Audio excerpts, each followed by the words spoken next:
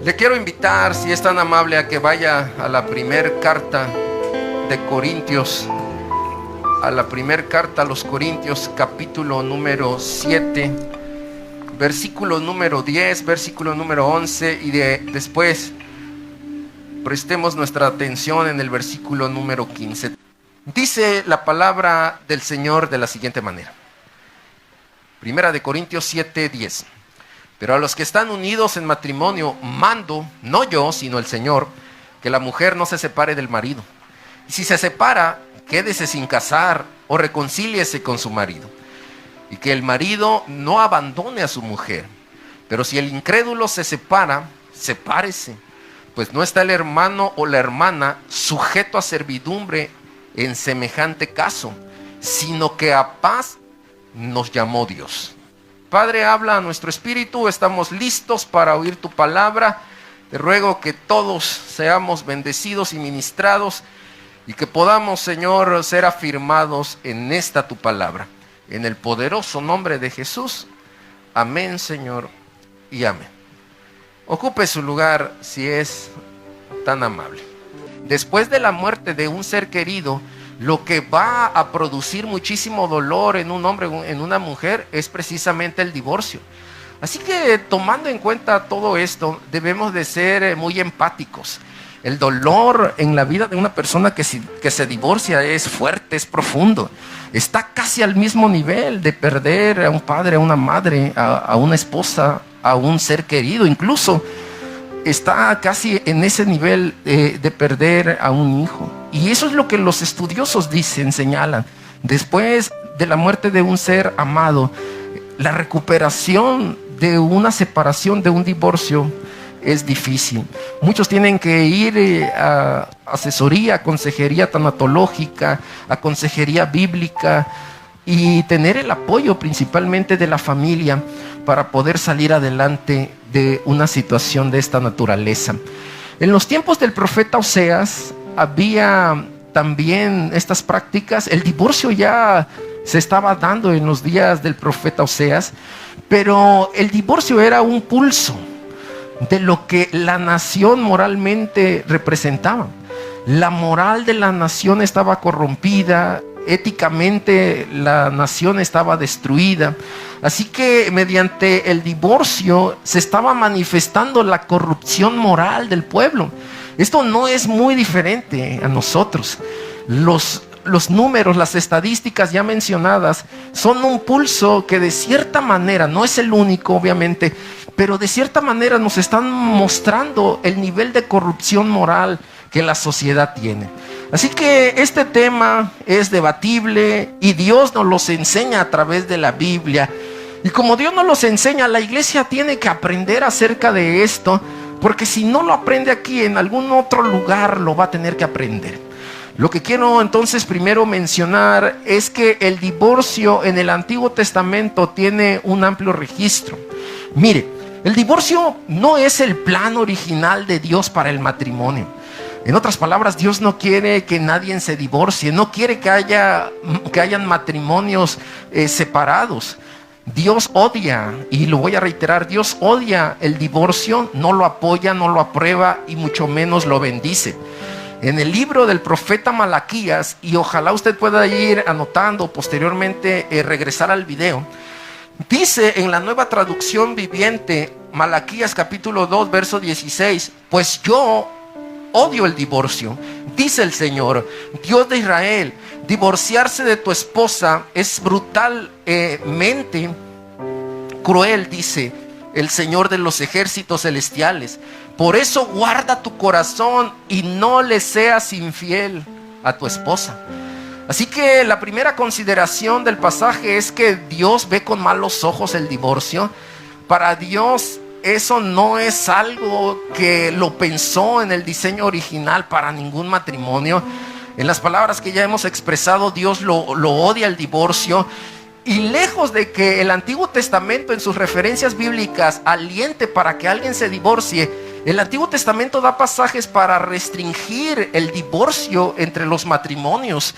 Miren, desde el principio Dios quiso que el matrimonio fuera algo para siempre. En las telenovelas, en las grandes historias de Hollywood, en las películas, se dice que vivieron felices para siempre. Las grandes historias de amor habrán también de llevar esa connotación. Y vivieron felices para siempre. Las novelas de los escritores premiados y afamados de nuestra generación y de generaciones anteriores también hablan de un matrimonio en donde vivieron felices para siempre. Y el ideal es que lo único que pueda separar esa felicidad y esa unión sea únicamente la muerte y no los hombres. La Biblia señala también que esta es una unión heterosexual, y en el plan de Dios el hombre y la mujer van a ser unificados a través de un lazo. Esa unidad entre un hombre y una mujer es una unidad tan íntima que terminan siendo lo que el Señor dice en Génesis capítulo 2 verso 22 y verso 24: y se unirá el hombre y la mujer, y los dos serán una sola carne. Es esa unión íntima. Pero vea, Malaquías sigue haciendo un planteamiento, y él le pregunta al pueblo lo siguiente: ¿no te hizo uno el Señor con tu esposa? Es la misma enseñanza del Génesis capítulo 2 verso 22 y 24. Y entonces él añade: el cuerpo y el espíritu de ustedes son uno solo. El cuerpo es una unión física y es una unión espiritual, el matrimonio. Por eso es que el matrimonio, que fue un diseño de Dios y es una institución que Dios estableció, tiene estas cosas tan interesantes como lo es la unidad, pero es una unidad estrecha, íntima. El matrimonio, en cierto sentido, es algo espiritual, y lo dijimos que es la representación, es el simbolismo de la relación entre Cristo y su iglesia. En el matrimonio nosotros estamos mostrándole a los demás esa relación que tenemos con el Señor. La decadencia, cuando la gente ve nuestros matrimonios. Por eso entonces el mensaje del evangelio, cuando es predicado, no tiene el impacto que debería tener, porque estamos mostrando esa relación estrecha entre Dios y la iglesia. Así que Dios establece, Dios promueve, y Dios va a bendecir la unión matrimonial. En ese relato de Génesis, Adán cae en un sueño profundo, Dios toma de su costilla, y es Dios el que incita. Hay una intencionalidad de parte de Dios y lleva a la mujer. Es como el mismo caso cuando el papá o el tutor lleva por la alfombra roja a la mujer y se la da al marido, al esposo. Dios ocupó ese primer rol de padre y la llevó hacia donde estaba el varón, se la entregó al varón. Y ahí Dios le hace esa declaración que iban a tener una relación muy íntima, y era una unidad que Dios estaba bendiciendo. La separación entonces no es el plan, hermanos, ni es el ideal de Dios. El divorcio se va a mencionar en otras partes de la Biblia. Por ejemplo, en el libro de Deuteronomio, capítulo 24, versículo 1 al versículo 4, Moisés está hablando acerca de este tema con el pueblo. Lo que Moisés está diciendo no es un mandamiento. Lo que estamos viendo en estos versículos solamente es una situación permisible de Dios. Hay cosas que Dios puede cambiar en un instante, pero Dios permite, dentro de su voluntad permisible, hay tantas cosas que Él deja que ocurran. Pero no significa que Dios lo mande, que Dios lo apruebe y que Dios lo bendiga. No, es un permiso especial que Dios está aprobando. Es una posibilidad. ¿Sabe por qué? Porque el pecado en el corazón del hombre es tal que Dios entonces utiliza esto que es tan lamentable como lo es un divorcio, para que Dios pueda acercar o proteger a las personas que están involucradas. El objetivo que se busca en esto, hermanos, es que los efectos del pecado no trasciendan, que no vayan más allá.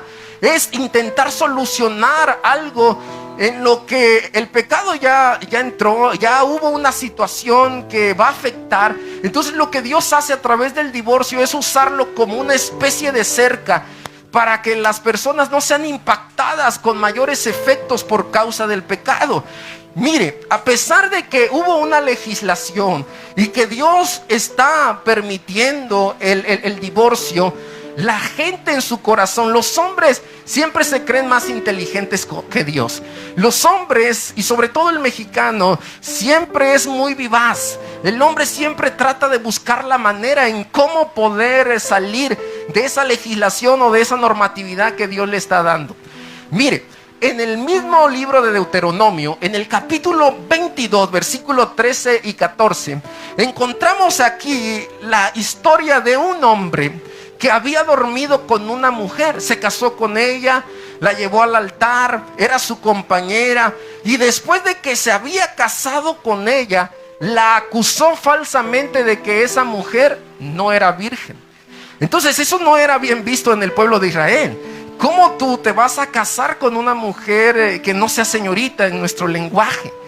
Así que esa acusación la elevó y fue delante de los ancianos los que juzgaron ese asunto.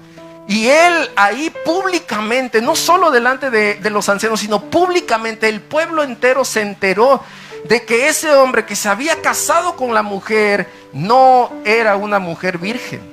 Así que, ¿quién podía desmentir tal acusación? Solo dos personas: el hombre que había dormido con ella, pero también el padre de esa mujer que había sido entregada en matrimonio. Pero vea, resulta, según aquí el relato de la historia, que la acusación resultó ser falsa. Lo que este hombre había dicho de que la mujer no era virgen había sido una mentira. Note usted esto, y voy a sentar aquí un poquito. Note usted esto, que de aquí, de este pasaje, viene la idea de que la mujer, cuando tiene su primera relación sexual, tiene que manchar la sábana. De aquí parte la idea, porque es precisamente esa la prueba que lleva el papá de la mujer y la presenta delante de los que están juzgando el caso y les dice: mire, aquí está la sábana matrimonial. Así que este hombre está mintiendo. Y vea, ahí vaya usted a Deuteronomio 22, versículo 17. Y yo lo leo en la versión Nueva Traducción Viviente, porque se disfruta un poco mejor la lectura y la apreciación de este pasaje. Dice: la ha acusado de conducta vergonzosa diciendo: descubrí que su hija no era virgen. Sin embargo, aquí tengo la prueba de su virginidad. Entonces los padres extendieron la sábana matrimonial delante de los ancianos y llevaron la prueba. Y ante la autoridad hay que presentar pruebas, y no basta solo con palabras. Y de aquí nace la idea que en nuestra propia cultura también se ha popularizado y han dicho: es que pónganle una sábana blanca. Y de aquí viene toda esta ideología. La decisión de la autoridad, fíjese cuál fue el dictamen. A este hombre le dijeron que tenía que pagar 100 monedas de plata al padre, porque fue una ofensa pública. Fue un mal testimonio el que él estaba dando en contra de la mujer. Además de pagarle esas 100 monedas de plata, la mujer tenía que seguir siendo su esposa. Y luego viene lo interesante que yo quiero mencionar: él jamás se podría divorciar de ella. Versículo 19, Deuteronomio 22, 19. Así que la ley determinó lo que tenía que suceder. Tuvo que pagar ese dinero al padre. Además de eso, él debería mantenerse casado con esa mujer y nunca, jamás se podría divorciar. Y en ese mismo capítulo, pero en los versículos 28 y 29, se presenta otro caso. En estos versículos se habla de un hombre que tuvo relaciones sexuales con una mujer que era virgen. La violó. Esto fue una violación, lo que está pasando aquí.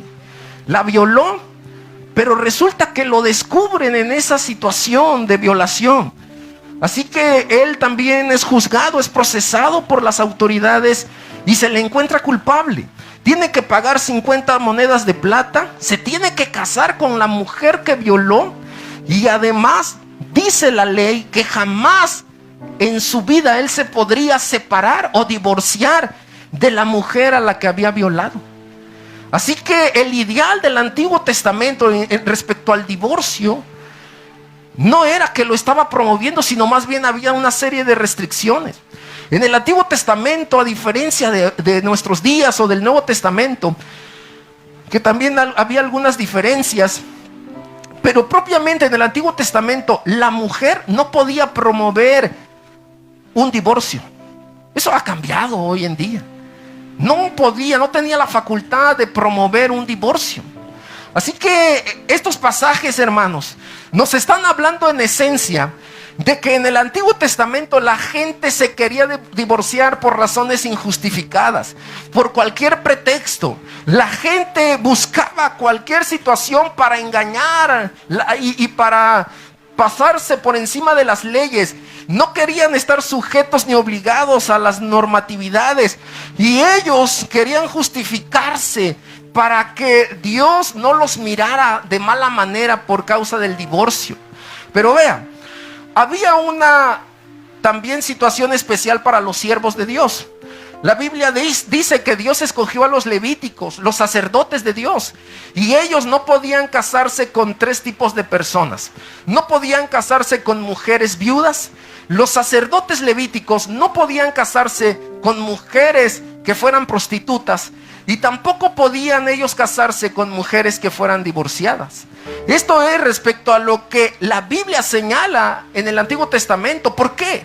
Porque estos hombres que fueron llamados al sacerdocio tenían que mostrar un ejemplo moral elevado, y la gente tenía que mirar en ellos el modelo a seguir de lo que Dios estaba mandando, de lo que Dios esperaba, del ideal del matrimonio original, del plan que Dios ya había diseñado desde los tiempos de Adán y Eva. Y esto es respecto al Antiguo Testamento. Pero ahora vamos a algo interesante, y quiero llevarlo a Mateo capítulo 19. Ahí vamos a prestar atención de lo que Jesús nos va a enseñar acerca del divorcio, porque Jesús también tiene algo que decirnos. Miren, los maestros de la ley, los fariseos, los rabinos, eran hombres doctores, hombres que eran intelectuales de la época, sabían muy bien manejar la palabra de Dios. Ellos estaban muy estudiados, versados en idiomas, conocían muy bien. Desde la infancia, los que pertenecían a grupos como el Sanedrín, o a estos grupos en donde había un sumo sacerdote tomando las riendas de la vida religiosa de la época en los días de Jesús, estos hombres tenían que aprender la ley, los 5 primeros libros de la Biblia: Génesis, Éxodo, Levítico, Número y Deuteronomio. Así que ellos tomaron el pasaje de Deuteronomio 24:1, lo que ya Moisés había enseñado, y esta manifestación de Moisés respecto al divorcio, ellos la cambiaron, la malinterpretaron. No entendieron lo que Moisés le había enseñado al pueblo en aquellos días. Así que ellos están manejando este pasaje de forma favorable, a su favor. Están dando carta de divorcio de manera desmedida. En los días de Jesús, estos hombres doctos decían que todo mundo se podía divorciar por cualquier razón, que todos tenían el mismo derecho para poder divorciarse. Así que le preguntan los fariseos para tentarlo. Mateo 19:3, le hacen una pregunta para tentarlo respecto al tema del divorcio, y le dicen a Jesús si por cualquier motivo la gente se podría divorciar. Y es que algunos de los fariseos, por cualquier motivo, por cualquier pretexto, sin razón justificada, estaban dando este tipo de consejos y de libertades al pueblo. El punto de este pasaje, hermanos, y el punto de este capítulo no es si el divorcio se aprueba o no, si se permite o no, sino más bien el punto es que el divorcio por razones injustificadas o por puros pretextos no es algo que Dios esté aprobando, porque va a generar pecados que va a dañar a los que sean partícipes del divorcio. Miren, por medio de Moisés, lo que Dios está haciendo al dar Deuteronomio 24 es reconocer la posibilidad de que alguien se pueda divorciar. Dios está dando este permiso, pero lo está haciendo no en forma de un mandato o de algo que Él esté viendo con buenos ojos. No lo está probando. Bien lo hemos señalado ya, el divorcio es parte de la dureza del corazón de los hombres. No es algo que Dios va a promover. El verso 8 de Mateo 19, ese es el énfasis de Jesús al decirle a ellos que se está permitiendo el divorcio por causa de la dureza del corazón en los hombres. Y escuche lo que la palabra de Dios nos dice en Mateo 19:9. La Biblia señala en esta porción de Mateo 19:9 lo siguiente: el que se divorcia de su esposa y se casa con otra comete adulterio, a menos que la esposa le haya sido infiel. Dice Mateo 19:9. Este pasaje se ha malentendido, porque en esta generación de iglesia, en estos tiempos y por muchos otros años atrás, han tomado algunos grupos cristianos o denominaciones este pasaje para afirmar que el que se divorcia no se puede volver a casar nunca, que la persona que se divorcia no puede nuevamente rehacer su vida con lo que nosotros conocemos las nuevas nupcias, un nuevo matrimonio. Y dicen, no, es que si te divorcias ya no puedes tener esa posibilidad. El pasaje nos está aclarando algo, y la enseñanza de Jesús es es una enseñanza pertinente, es una enseñanza en donde el Señor está clarificando los motivos por los cuales alguien sí se puede divorciar. La Biblia sí prohíbe el divorcio, pero en circunstancias determinadas. Hay quienes enseñan y dicen, sin tener argumentos bíblicos, que el divorcio no debe de ser, aunque a la mujer la golpeen, la maltrate y la violencia exceda, e incluso que estén violando a sus hijos, o la vida de la mujer o de los hijos esté en peligro. Y hay quienes dicen, no deben. Y hay quienes enseñan eso.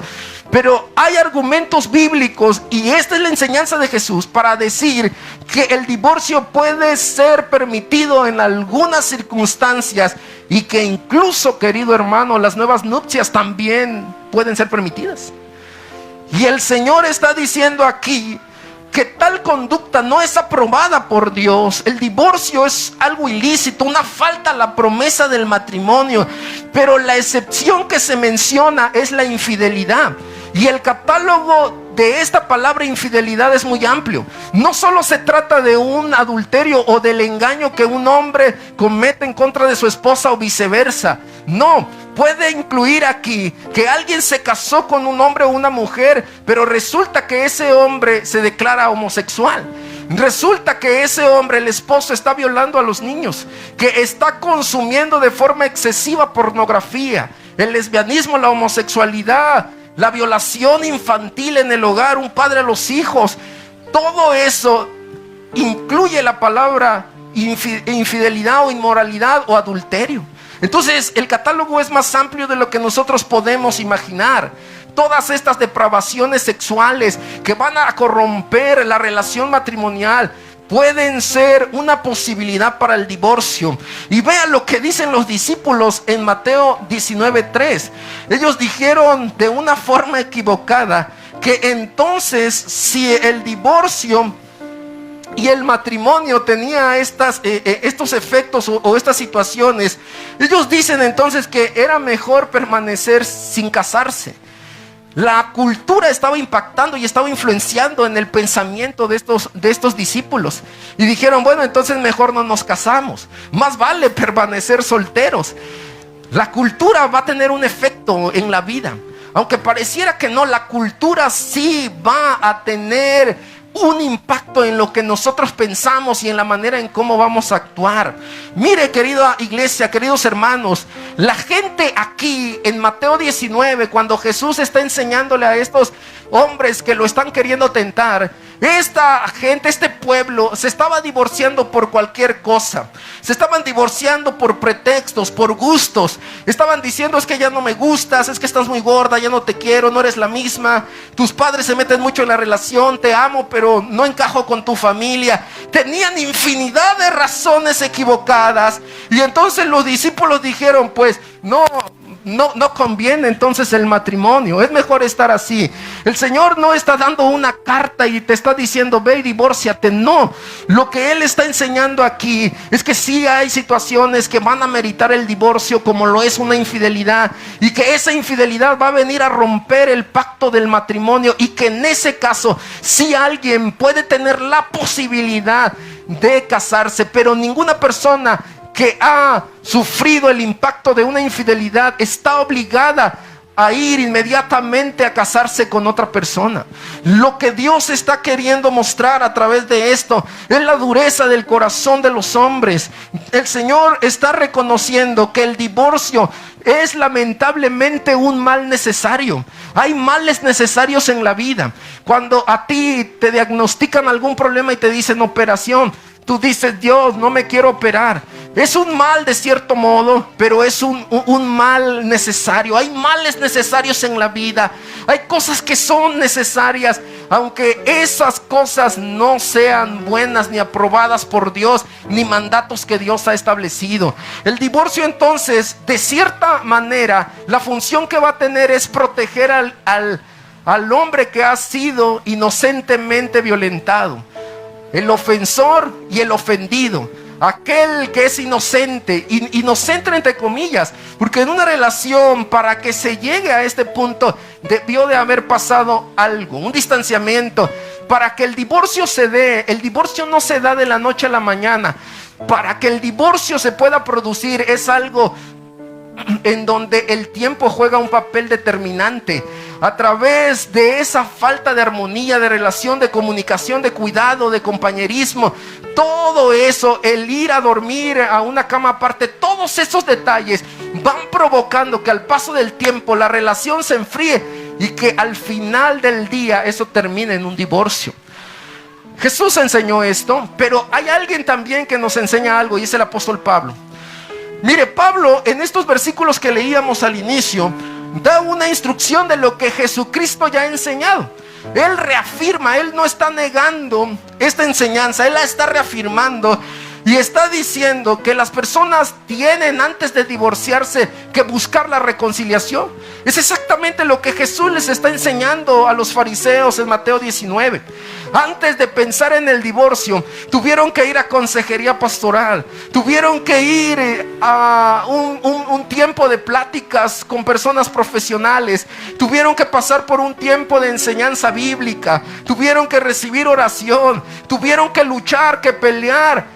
El divorcio es la última posibilidad y el último camino que alguien debería buscar. Entonces somos llamados a la reconciliación. Pero miren, hay cristianos que se ven en la necesidad de separarse, porque hay matrimonios cristianos, pero hay matrimonios en yugo desigual. Y en esos casos la pareja puede venir y decirte, sabes que no quiero que vayas a la iglesia, me quiero separar de ti por causa de la fe, por causa de lo que tú eres en Dios. Y en esos casos Pablo dice que el creyente tiene toda la libertad de que la persona, su pareja, se pueda ir. Pablo dice que si alguien, un incrédulo, se quiere separar, que se separe, que los dos han sido llamados para tener paz y tranquilidad. Es mejor, según el versículo 15, tener paz, vivir una vida tranquila, armoniosa, que estar en medio de una relación tormentosa.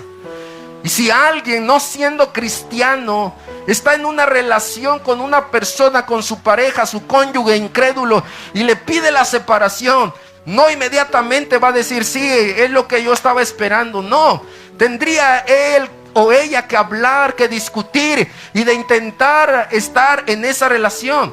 Pero ninguna relación puede funcionar a las fuerzas, ni los zapatos entran a la fuerza. Nada puede funcionar si las partes no están de acuerdo.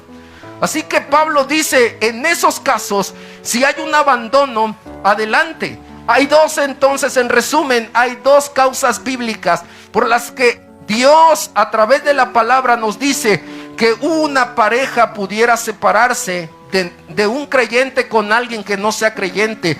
Porque recuerde, el divorcio entre cristianos no es algo que Dios permita en ninguna parte de la escritura. Las dos causas por las cuales puede haber una separación. Primero, cuando la persona inocente decide divorciarse, no está obligado a hacerlo, como lo hemos dicho. Esa grave inmoralidad o infidelidad te permite a ti tener la posibilidad de divorciarte y casarte con alguien más. Si la persona no se arrepiente de eso, puede hacerlo. Dos, por el abandono. Nunca el divorcio tiene que ser incitado por un cristiano.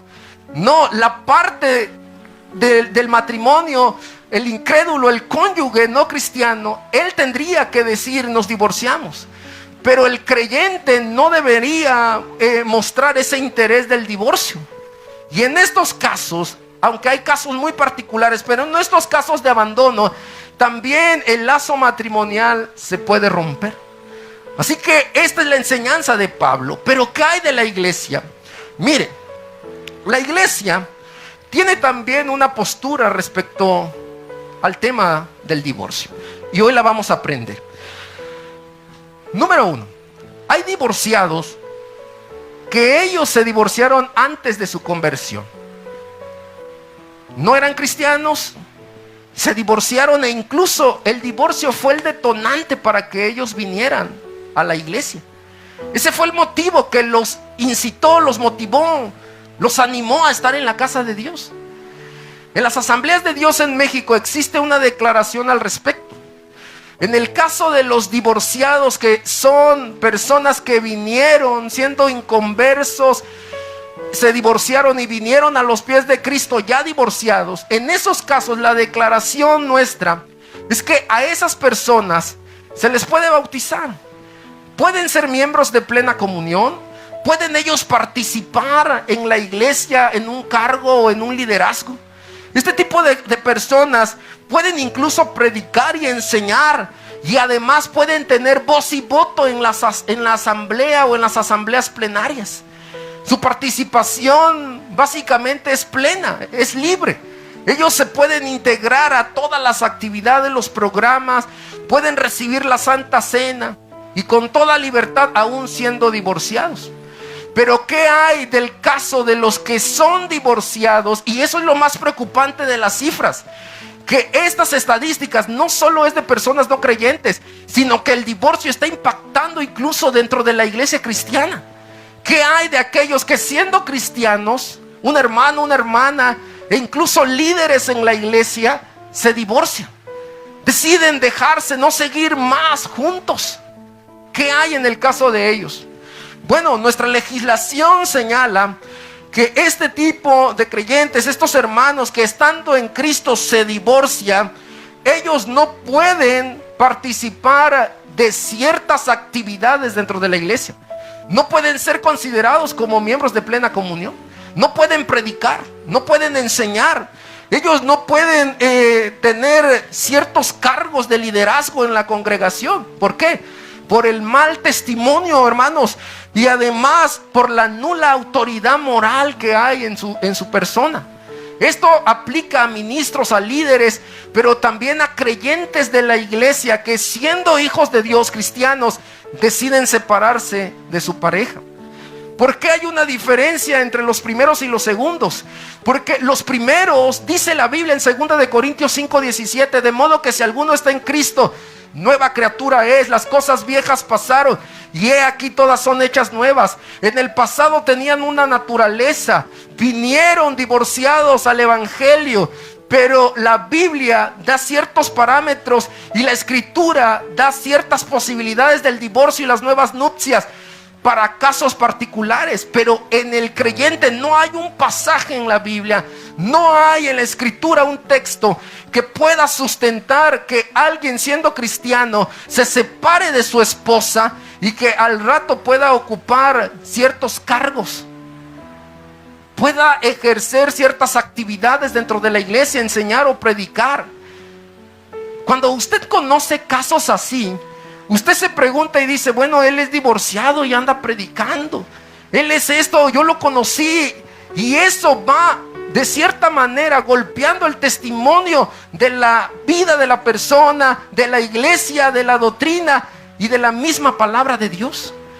Y usted dice, y algunos lo han comentado, no tiene autoridad moral como para enseñar ese tipo de cosas.